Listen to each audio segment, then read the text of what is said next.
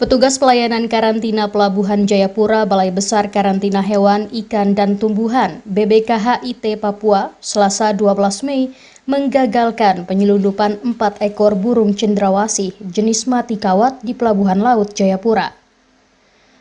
Penanggung jawab Satuan Pelayanan Karantina Pelabuhan Laut Jayapura, Maria Melada Musa, di Jayapura Rabu 13 Mei menjelaskan, penggagalan kasus penyelundupan tersebut bermula saat petugas menaruh curiga terhadap seorang yang membawa tas jinjing berwarna kuning di area parkir Pelabuhan Jayapura.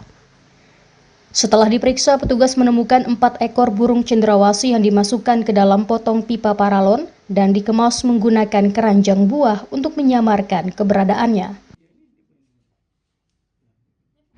Kegagalan penyelundupan satwa liar ini merupakan nyata komitmen Balai Besar Karantina Hewan, Ikan, dan Tumbuhan Papua dalam melindungi keanekaragaman hayati dan kelestarian sumber daya alam Papua. Cendrawasih bukan sekedar burung, ia adalah simbol jiwa, identitas, dan kebanggaan tanah Papua.